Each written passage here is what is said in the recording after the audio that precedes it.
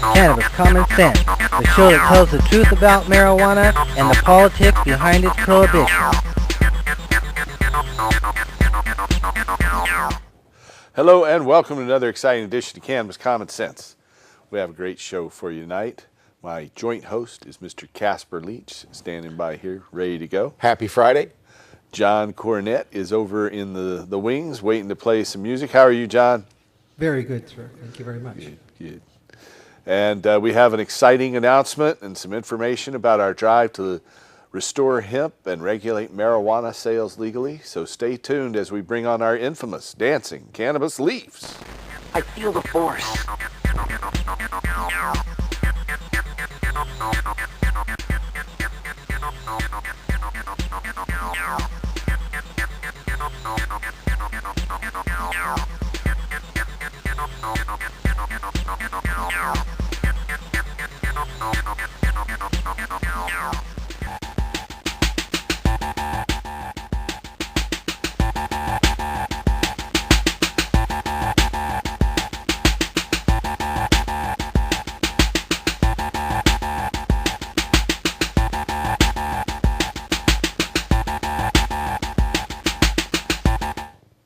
And now for some music from the talented Mr. John Cornett. Thank you, Paul. I wrote this song about 33 years ago. Didn't think it would apply to very many things, but it seems to apply to a lot of things today. I'll share it with you now.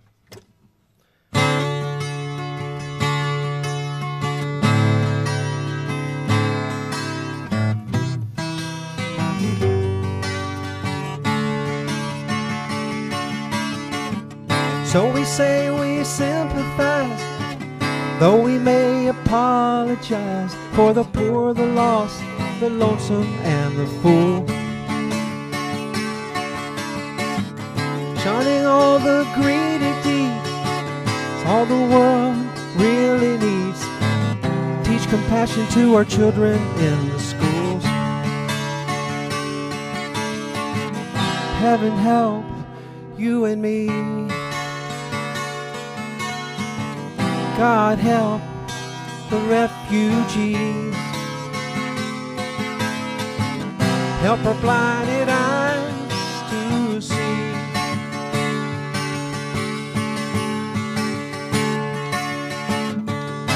The grand opportunity we have to live our lives in harmony. Burdened with self-righteousness, make your life such a mess, never knowing if they really understood. Wrap up in some philosophy, amazing when your eyes can see when the action that you're taking isn't good. Heaven help you and me. God help the refugees. Help our blinded eyes to see the grand opportunity we have to live in peace and harmony.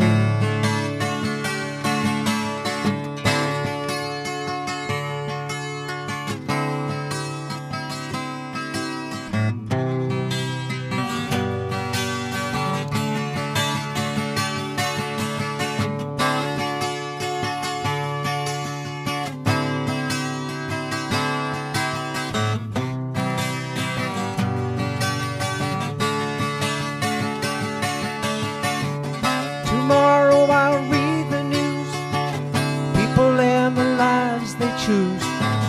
All the dirty stories seem to linger on. Then I see a single man professing love the best he can, knowing oh so well that soon we will be gone. Heaven help you and me. God help the refugees. Help our blinded eyes to see grand opportunity we have to live in peace and harmony.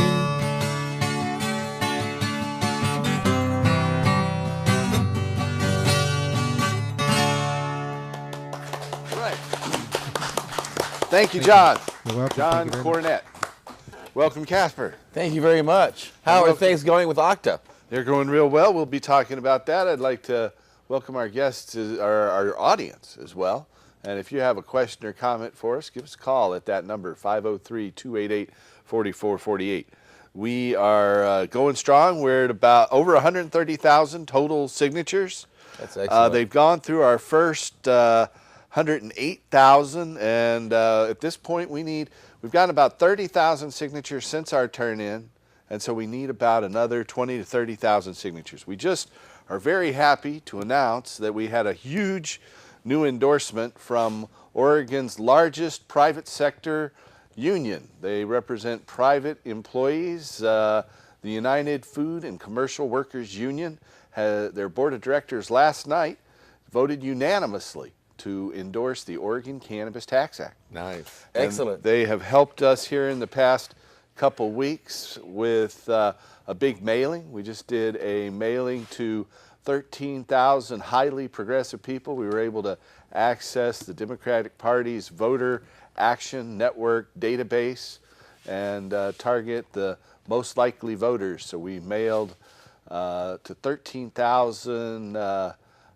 very progressive people who never miss an election, and we're following up with phone calls as well. And indirectly, you also got the senator's support. I mean, it's not saying Octa, but he's out saying that we need to re-legalize industrial hemp. Yeah, on the federal level, which would allow, Oregon passed a hemp bill, but it requires that we use this super low THC with less than 1/3% THC in the harvested plant. And so Senator Ron Wyden of Oregon introduced an amendment to the Farm Bill to have this hemp amendment added, and it was signed on last week by Kentucky Senator Rand Paul, Ron Paul's son.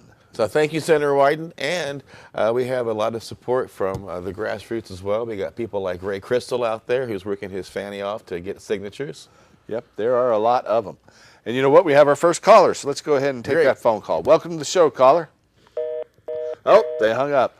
Well, if you have a question or comment for us tonight, you can call us at 503-288-4448. We are taking your phone calls about ending adult marijuana prohibition, restoring industrial hemp, and helping medical marijuana patients. That might have been the drug czar calling in to see how much money would be saved if we didn't arrest people for marijuana in this state. Well, so in we'll this answer state, that. we can say, according to Jeffrey Myron, economist from Harvard, it will save $61.5 million a year.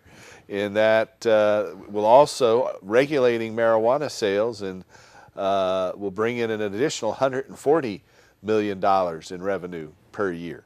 So we can anticipate over $200 million a year in revenue. In Oregon, we calculate our budgets on a biennium over 2 years. So we'd have $400 million per biennium. That amounts to about 5% of the total state budget. Which may explain why it is that the new district, the new attorney general, is that what her title is? Yeah. Who said that, well, there's just no point in arresting medical marijuana patients. In fact, we should make it easier for them to have access and find outlets for their medication, right? That is exactly right. So we've even got that type of support, and we love you for she that. won the Democratic primary and has been named to fill the spot of John Kroger, my good buddy. The Oregon Attorney General is going over to be the president of Reed College. Wow. And so she's filling in for him, I think, next week she steps into that office. Reed's in for a new awakening. Yeah. We have another caller. Welcome to our show, caller. Hi, Paul. Howdy. Thanks for all you do. I was wondering if you have any experience with some of these systems, these self-contained hydro systems. That I'm thinking of one in particular. It's called a super locker, but they're these self-contained systems that run. Sure, I know anywhere. exactly what you're talking about. I've seen a lot of them. I've never actually used one myself, but I've known a lot of people who have. I knew this fellow who created one of the first ones called Pyroponic Industries out of California. But there are a lot of them. I've seen them in Europe. I've seen them all over the place. Some people are happy with them. If you have limited space, they can work out pretty well. I'm wondering, are there any in Portland that you can actually look at that you know of? I can't tell you right off the top of my head. No dealers are selling them or anything. No, but if you go online, I'm sure you'll see a lot of great photographs of some. Yeah, they're all from California, though. That's the only thing. I'd like to take a look at one in person before I actually paid for one, you know? Yeah. I'm sure there's some people that sell them locally, but I can't really direct you to them. I'm not sure where you could find them immediately. Yeah, okay. Well, thanks very much. Wish I could be a little bit more help, but glad to try. Okay. Well, thanks for your call. Any idea how much revenue we might raise if we were able to tax this plant for recreational purposes? Once again, we go to the estimates from Jeffrey Myron from Harvard University, and he estimates $140 million a year. Wow. And so you put that together with the $60 million in savings, so that's $200 million a year. As I said, that amounts to about 5% of the total state budget. And that sounds like the amount of money that our schools are needing for classrooms and for band and for PE and for all the things that little Johnny and little Jill need to have a very well-rounded education in that have the been state. cut, and the huge classes that kids are now subjected to try to get their learning. The teachers don't have enough time to individualize just about anything. And so this would put 90% of the proceeds into the state general fund, so the legislature could allocate it according to need. Boy, that would be groovy, wouldn't it? Yeah. Really groovy. Then 7% would go to set up and maintain drug treatment programs so that alcoholics and addicts can get the help they need. 1% would fund a drug education program for kids in schools. It's realistic and comprehensive. And then the final 2% would be used to promote hemp fiber and fuel and food products here in Oregon and their exports to help. Now, would that drug education also point out that marijuana is not physically addictive? In fact, marijuana is utilized at times to help people free themselves from the addictions of other substances? It certainly will. I mean, you know, it has to be honest and truthful. Excellent. And open Excellent. to scrutiny. And so we wrote the specifics of how that has to be implemented and the goals it has to meet right into the Oregon Cannabis Tax Act, which you can read at that website there, cannabistaxact.org. You can go there and there's a little link that says the full text of OCTA, and you just click on that and you can read the whole thing. The first third of it is a preamble that sets out a number of findings by the people who are the sovereign, the rulers in our system, and those findings are based on legal and historical, constitutional and scientific facts, and then the actual wording of the legislation is the last two-thirds of the proposal. And this will also make it a little easier if, like, your doctor says, well, you need to smoke marijuana for insomnia, or you're going through cancer treatment, so maybe you want to smoke this, where you can go in and say, well, I need a certain strain for such and such of a problem, and then the pharmacist, or is it going to be a pharmacist, or what? How are they going to get It'll this? be available in pharmacies and in state licensed stores, and patients who have a doctor's prescription, it will be a prescription then, can get it from either one of those at cost, so it won't be taxed at all. Oh, excellent. The medicine sold Excellent. to patients will not be taxed. Also, under our proposal, any adult will be able to grow their own without a license or permit, and the sales of all seeds and starts will not be regulated as well. So it'll make it where gardening will be a natural right, just as it should When be. you say grow your own, Paul, I think about your garden. And your garden makes my face just light up with a smile. Your plants are so stunning, swaying in the sun, all tall. Those pictures we show at the beginning and the end of the show during the music are usually from our garden. Very But we have nice. another caller. Welcome to our show, caller. Hello, caller. Oh, they got their tongue tied. It must have been the drug czar. Well, you know, When now when we're also able when to say that our garden is Willie Nelson's garden, because No, Willie really? Nelson, yeah, Willie Nelson's now one of our patients. So that means he if I and come his by, he'll be family. down there strumming and singing. Well, on the we road haven't got him again. in the garden yet. He'll be doing me and Paul down there. Yeah. Cool. That was pretty good. Thank you, Willie, for your support. Thank you. Yeah. We have a little film we'll be rolling here in just a second with Nice. Willie, where he endorsed it. I got to sit in the studio with him down in West Los Angeles and watch him record a few songs for an upcoming movie soundtrack. But here's that film clip. We'll be right back. Hi, I'm Willie Nelson, and I urge you to support the Oregon Cannabis Tax Act to regulate marijuana and restore industrial hemp. This initiative will end adult marijuana prohibition and let our criminal justice officers focus limited resources on real criminals and not on marijuana users like me. OCTA will also allow farmers to grow hemp for fuel, fiber, and food, to create jobs and help our economy. Please support OCTA. Thank you.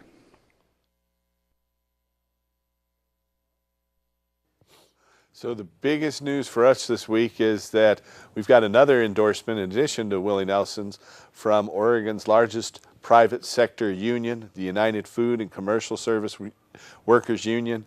And it is a 19,000 member strong union. They represent healthcare industry and grocery store clerks, and they've come out on a national basis to, they see that we're going to create lots of jobs, and we want to see those be living wage jobs. Lots of good paying jobs. Well-paying jobs, and we'll talk more about that in just a minute. But we have another caller. Welcome to the show, caller. Hello? Howdy. Casper, Paul, it is an honor. Well, thanks for calling. Happy Friday. Happy Friday. Having worked with many, wavy gravy, of course, the Grand Emperor himself, I feel very honored. I wanted to ask you guys, I've got a long list here, but I'll try to be very, very brief. I know you want to go on the callers, but I've heard you speak many times. I listen to you regularly on Time for Hemp. Hats off to you on that. Hats off to your long history. I just watched your episode 420 online. Congratulations for having such a long history of, and episode 420 was a hoot. Thank you. But it comes down to one word, stigma. And you guys have said it many times, there's a stigma. Everybody thinks, hey, wow, man, it was better like this, man. It's not all about that. That's a big part of it, somewhat. But I hate the way that everybody is divided and division is used against us. There's a Star Trek episode one time when the Klingons fought against the, Kirk and them, and there was a glowing red orb in the corner of the room. It's a famous episode, and pretty soon the Klingons and us got together and laughed at the red orb that tried to soup us all up in division and anger and hate among each other. I remember that. Yeah, I'm a and Trekkie, that's a great so. episode for training. If we just laugh at the divisive forces that are trying to divide us. For example, Christ, out there in Hawaii. Yeah. Okay? All right? Well, around here, and I'm from the Bible Belt, and so I see both sides. I'm in both sides heavily. I love God. God grew it. It's cool with me. But I see a lot of hostility and where plants are being demonized and allowed to be demonized. For example, here's another example of demonization. The Anonymous group, their motto is, our name is Legion, for we are many. Well, that is a quote from a demon. That's why I realize that.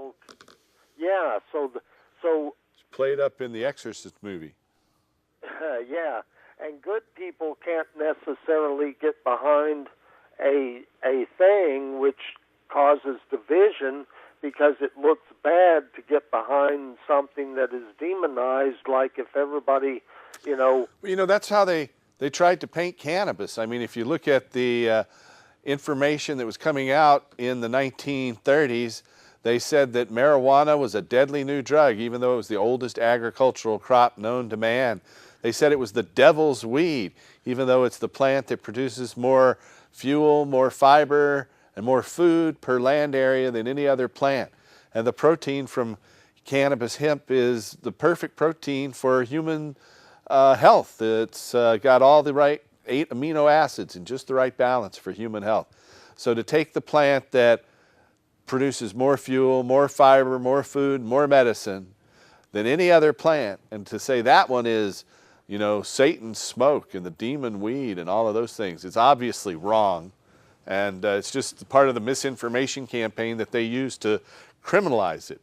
Especially when this plant provides so many God-given creature needs like fuel and food, clothing.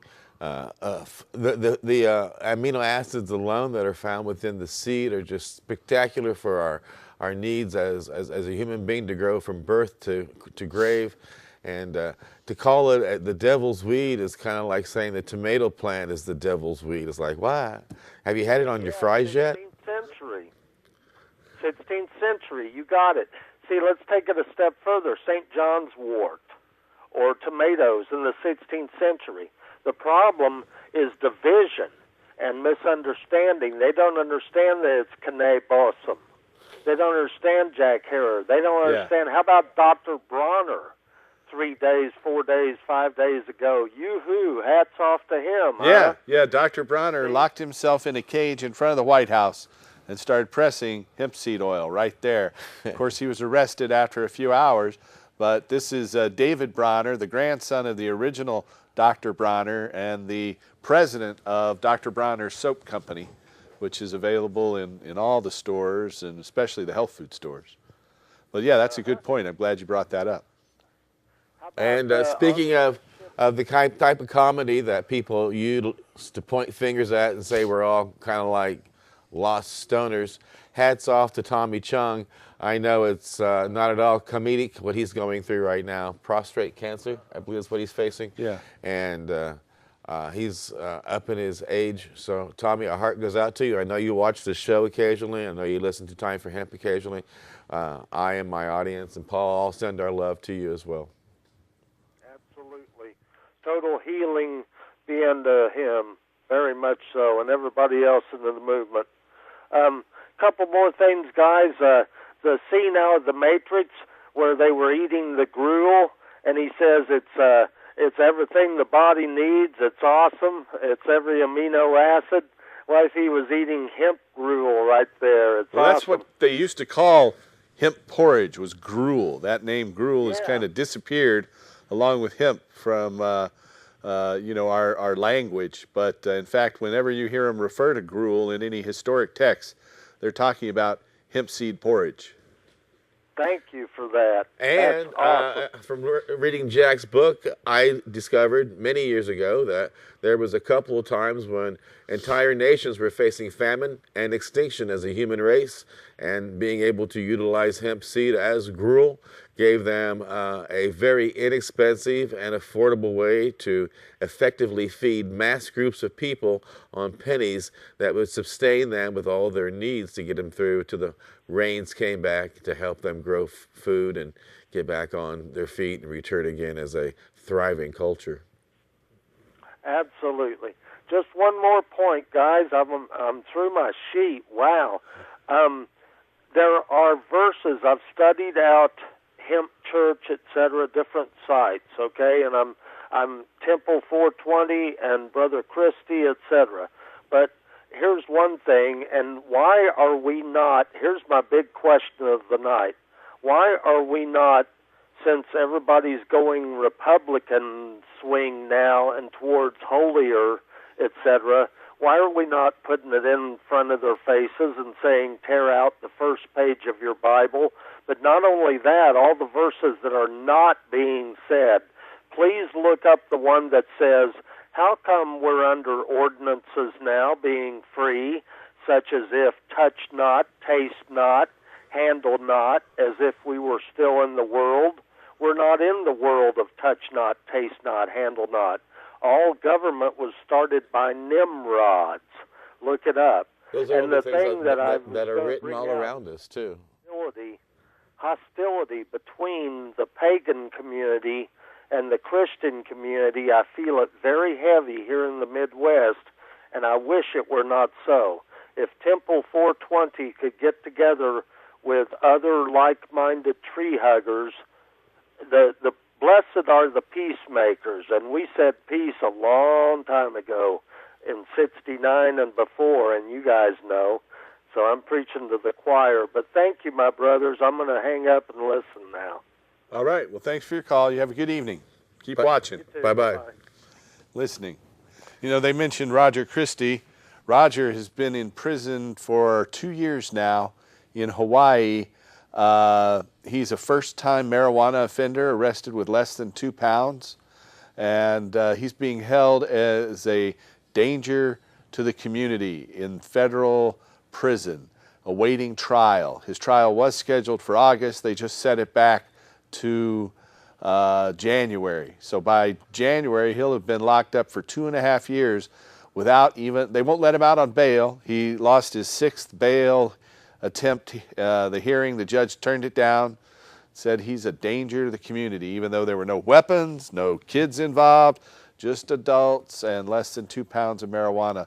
You can find out more about him. Look up the website, thelastmarijuanatrial.com. That's the last marijuana trial. We're supposed to support leaders that are strong and courageous, and I just wonder how courageous and strong is a leader that's afraid of a plant, afraid that this plant's going to change lives, change the economy, and change the wealth so much in their community that they're going to lose votes, that they're going to lose support. I don't understand why you're afraid of a plant that gives us fuel. Why are you afraid of a plant that gives us food and fibers and jobs? It makes no sense. And then you come out and say, I'm your fearless leader. I need you to put me back into office so I can represent you again. Yet here's a man who is touching a plant. He didn't kill anybody. He didn't hit anybody. He didn't even damage property. But you've put him in jail without a trial so far because you are afraid of a plant. Really? And you're the leader of a community. You're a leader of a state. You're a leader of a free world. And you're terrified of a plant? Well, they Seriously? They say he's a danger to the community. He's just a danger to their prejudice. There's no doubt about that. But you know what? We have a film clip. We're going to roll it, and we'll be back in just a couple minutes. Enjoy. The book also takes us on a journey of the bizarre, the curious origin of marijuana prohibition. Only in the 20th century did the ancient hemp plant become a frightening new drug. The Mexican slang word, marijuana, was unknown to most Americans until it began appearing in newspaper headlines early in the century. Marijuana horror stories, works of pure fiction, were staples of the sensationalistic newspapers owned by William Randolph Hearst. But even respectable papers printed outrageous tales. Although this story would be relegated to the tabloids today, it was fit to print in the distinguished New York Times on July 6, 1927. A Mexican woman and her 4 children are driven insane by marijuana, the New York Times reported. It went on to say that neighbors rushed to the house to find the entire family insane. It is convinced that he is hopelessly and incurably insane, a condition caused by the drug marijuana to which he was addicted. It is recommended, Your Honor, that the defendant be placed in an institution for the criminally insane for the rest of his natural life. The next tragedy may be that of your daughter, or your son, or yours, or yours, or yours. When driving down the road and the sheriff smells your load, you better make it to the woods if you can.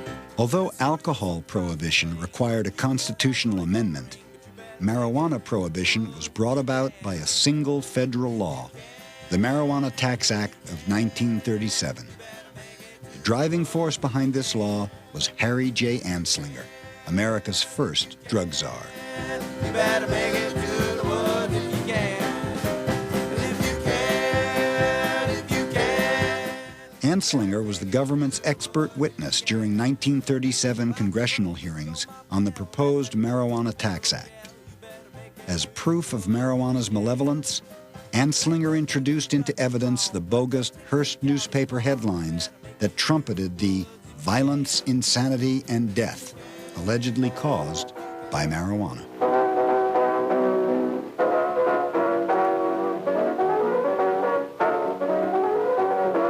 In 1937, when the Marijuana Tax Act was established, there were no data of any sort, much less scientific, about whether this compound was harmful or not. There was just evidence it was being used by people whom we distrusted and feared, and that it was associated with lower class people. You go back and read the record in Congress, it's amazing the lack of information. There were literally questions by members of Congress saying, what is this marijuana? Is it a narcotic or what is it?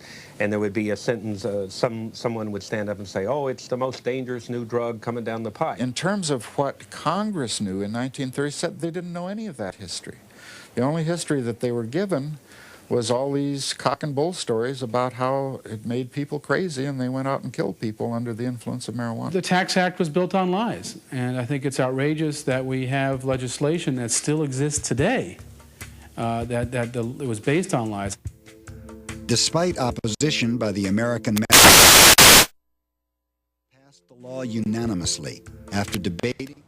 All right, that was an excerpt from The Emperor of Hemp about Jack Herer, narrated by Peter Coyote, talking about the misinformation campaign we know is Reefer Madness, where they are able to prohibit hemp and cannabis based on these lies that it makes you go crazy and kill your family and friends. No, wait a minute now. If Reefer Madness makes you go wacky, is that what happened when Barack Obama smoked it? Is that what happened when, you know... yeah, he had these delusions of grandeur that he could grow up and be the first black president. Wow! And he even got... And then how about that guy who swims a lot and gets all these medals?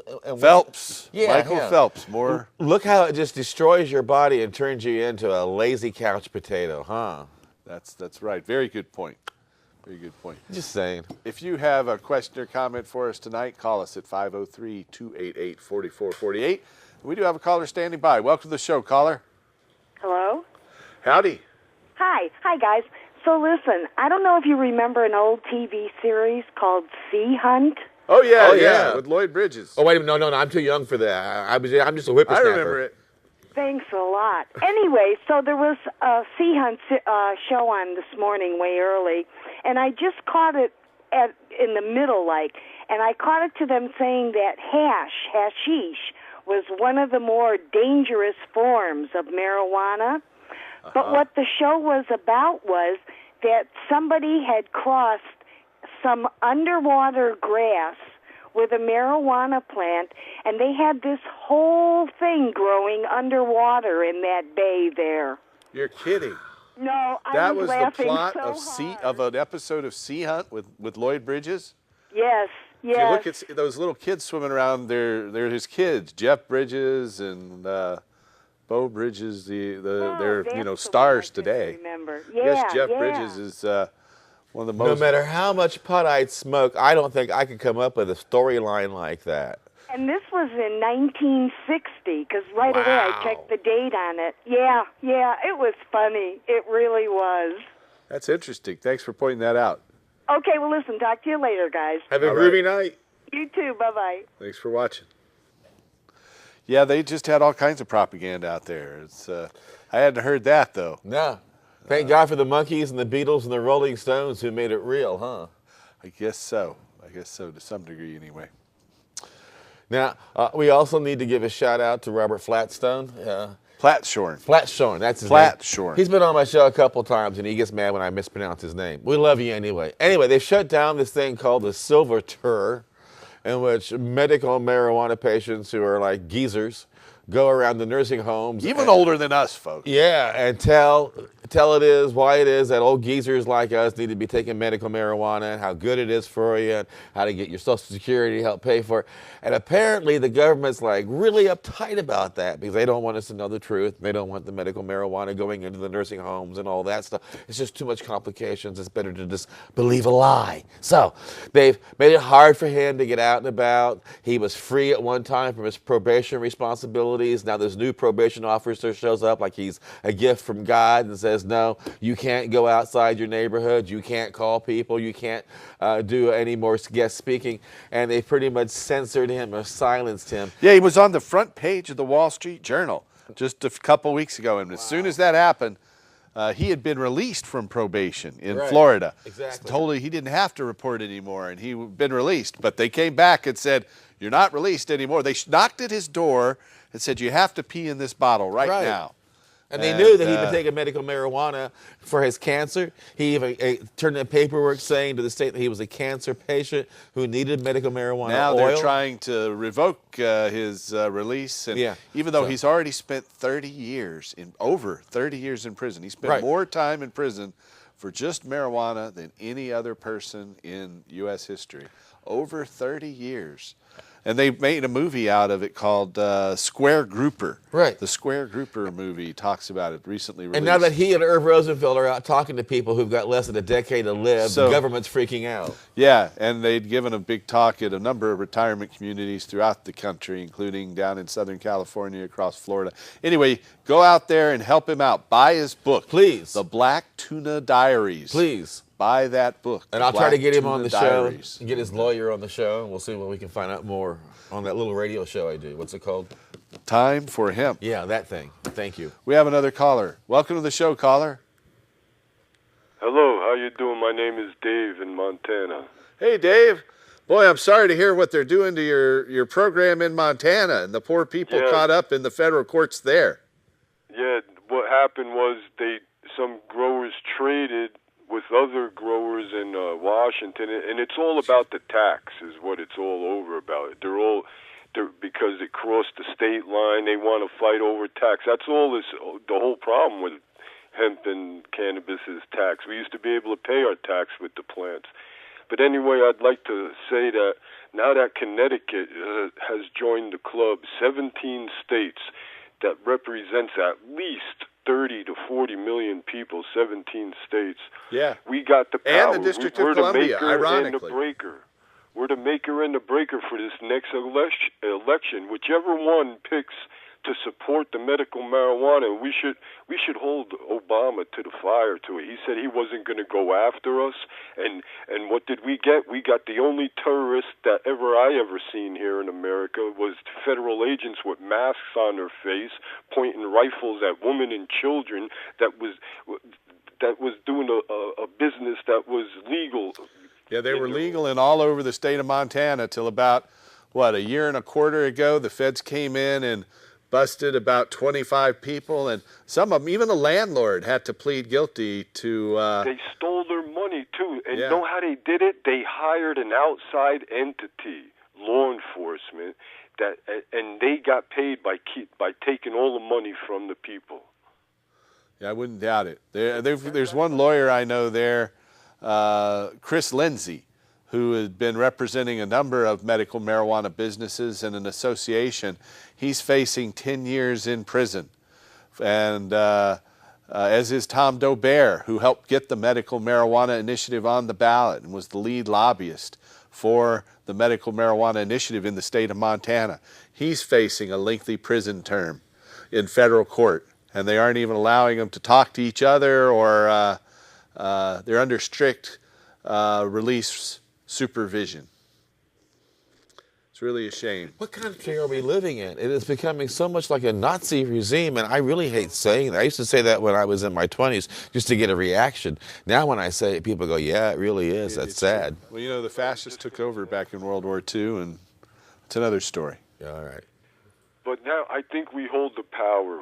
We do. They don't even want to address the issue because they know it's a landmine. There's 20 million votes ready to be handed over to any candidate that has the kahunas to support this fabulous plant, cannabis. But the thing is, how do you believe them? Because Obama said he'd do it the last time. Not only did he say he'd do it, he quit making the arrest.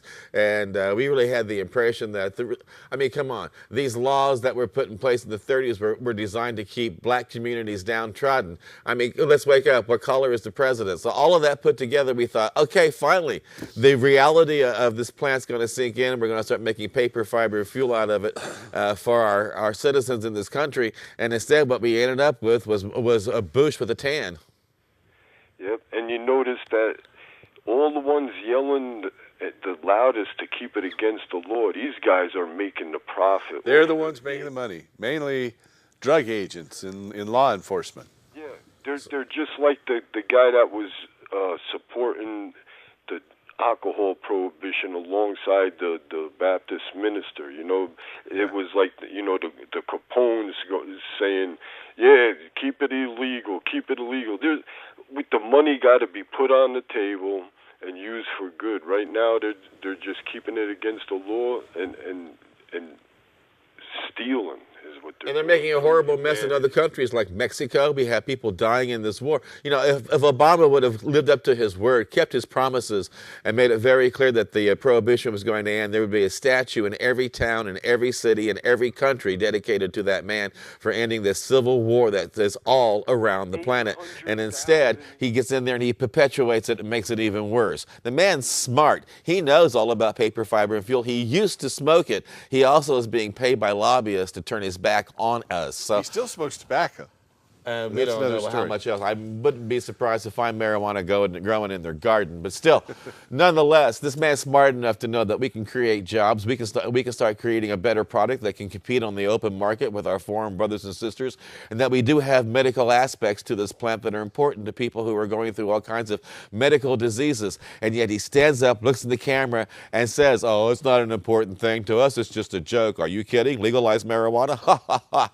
So he really doesn't condescending laugh that he gets anytime he talks about marijuana. He starts laughing. Here's my condescending laugh. Yeah, we're going to vote for Obama.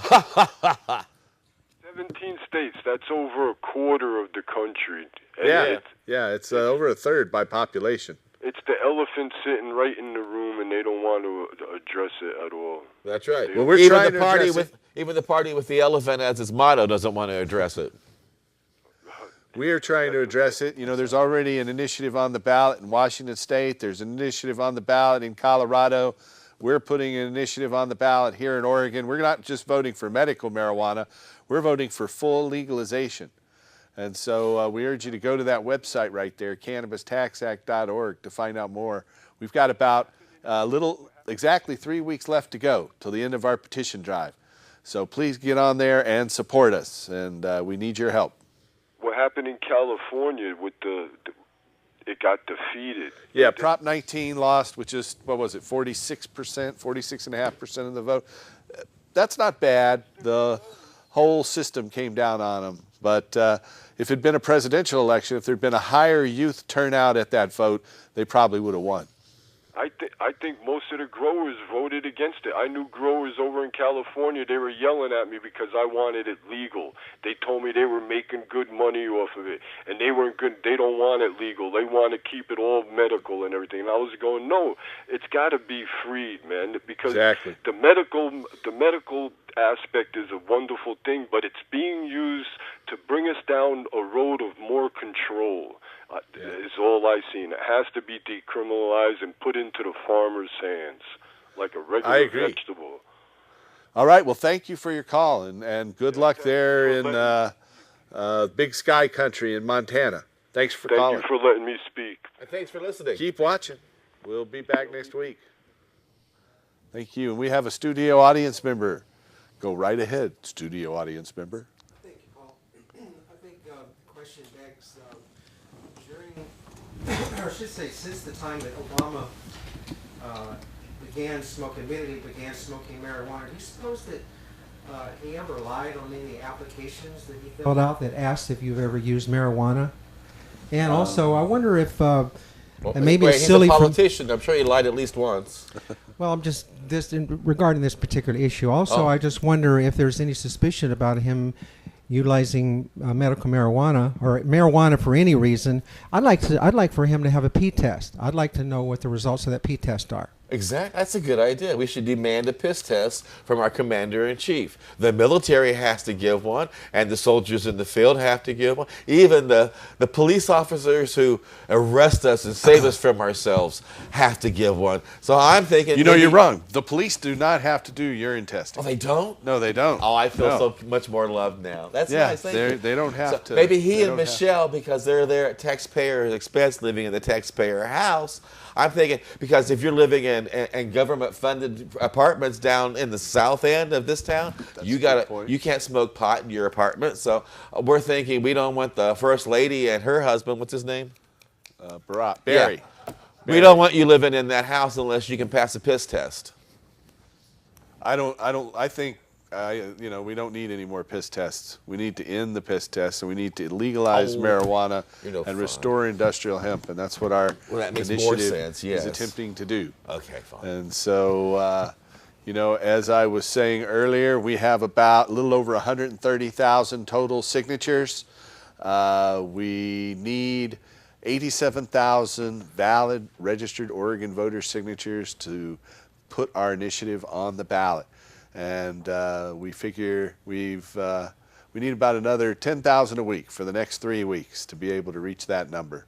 We've been up to that number, so please go to that website, cannabistaxact.org. You can print out a single signature sheet. As long as you're a registered Oregon voter, you can sign that and mail it in to us. And you can make a donation if you like there. In fact, Oregon taxpayers who donate up to $50 can get that in a refund for Oregon's political tax credit. So you can consider that alone. You know? Call it the reefer fund.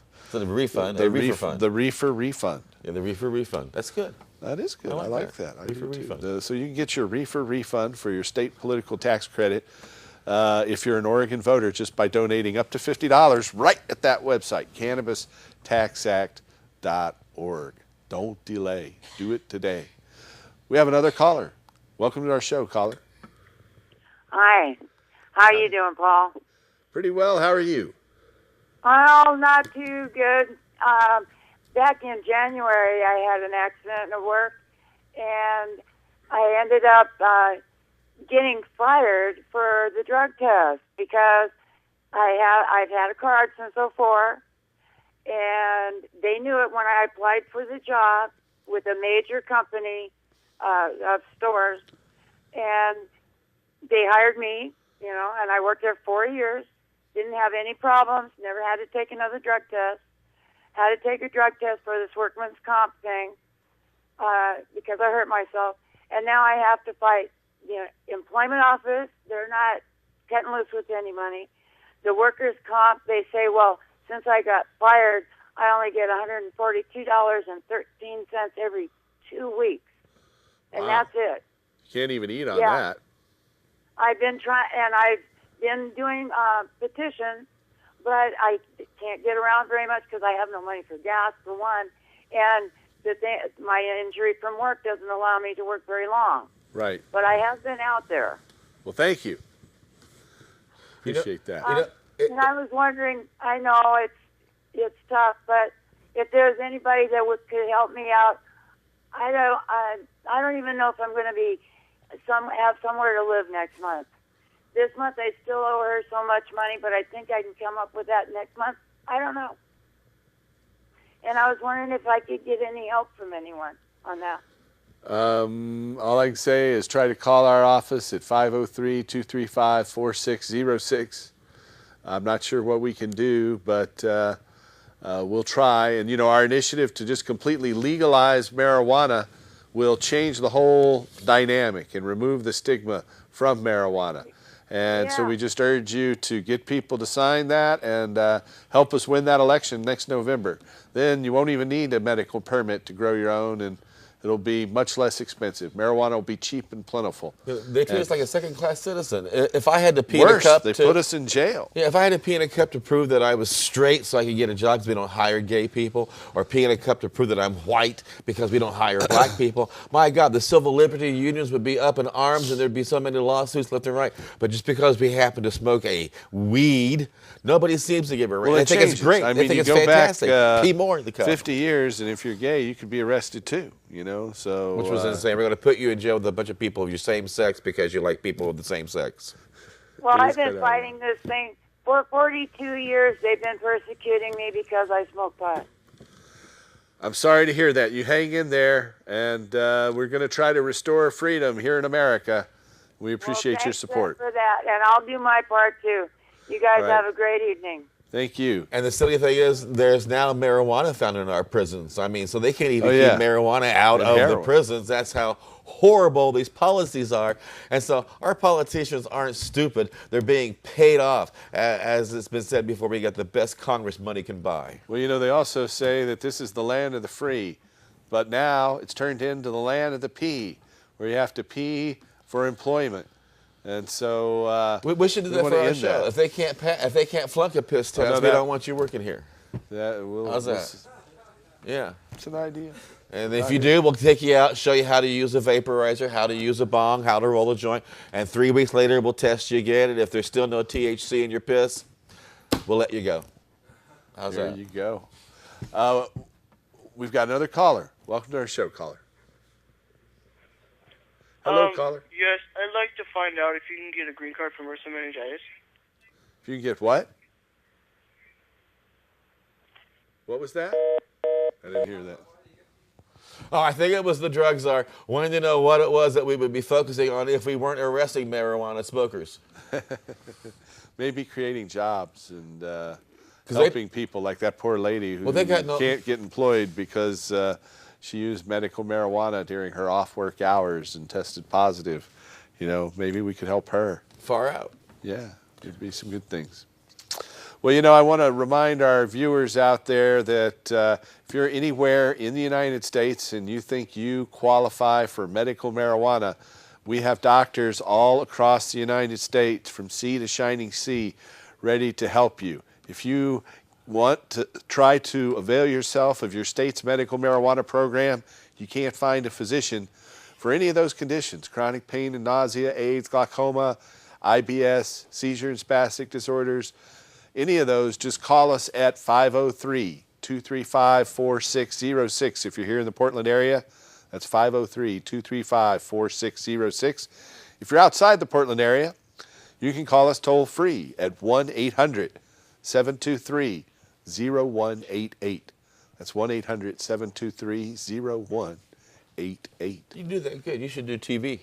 I should. You did a good job with that. Try that. That rocks.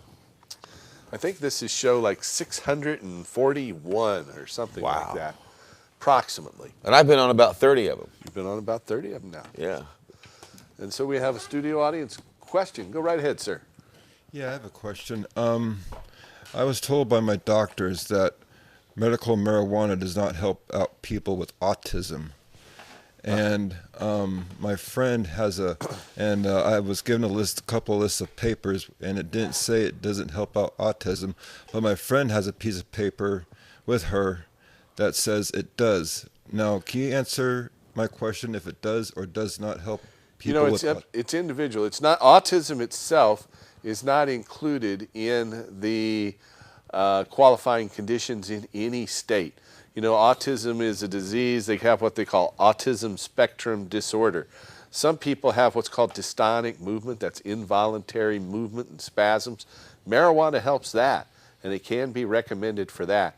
But just autism itself, it's not one of the qualifying conditions, though it might help. I really can't speak to that. It helps so many different conditions in so many different ways. It helps promote homeostasis, which is the balance of all your body's endocrine system and hormones. And so I can't answer whether it helps autism specifically, but that's something that needs a little bit more research. For some of the symptoms that some people experience with autism, it definitely does help. Because I have autism, but but I don't show it as much as other people do. If you know what I'm saying. I've been diagnosed with it for about 20 years, and they just recently diagnosed me with autism. And it's probably one of the higher end of the autism spectrum disorder. You know, Bill Gates has autism too, from Microsoft Computers. If you ever see Bill Gates, he's always rocking like this, and that's because he has the type of autism called Asperger's syndrome. Oh, that explains it. I thought he had to go to the bathroom really bad. But we'll just take a break, come back and film. Yeah. Well, anyway, folks, we are about out of time. You want to tell our viewers about your radio show one more time? Every Monday through Friday on AmericanFreedomRadio.com. You can check out Time for Hemp from 10 to 11 a.m. Pacific Standard, 1 to 2 p.m. Eastern Standard. On Monday, we have Healthy Mondays with Mary Lynn and Al Burns from Patients at a Time. And the next few Mondays, we are focusing on the hardworking members of the military. And on Wednesdays, we have Leap Day, Law Enforcement Against Prohibition. And Thursdays, Paul comes on every Thursday to talk about the initiatives and all the things that are going on around the United States. And on Fridays, it's kind of up in the air what we're doing, but we're always making it a point to kick off the weekend with a good buzz of a program. So make it a point to take Time for Hemp. And I want to remind you, you know, we got a big endorsement this week for our Oregon Cannabis Tax Act petition from the United Food and Commercial Workers Union, the largest private sector union in the state of Oregon with 19,000 members. We want to say a big thank you to the board of directors of the United Food Commercial Service Workers and you members out there, and thank you for your support. Also, we're in the last 3 weeks, less than 3 weeks. 3 weeks from today, we've got to turn in all our signatures.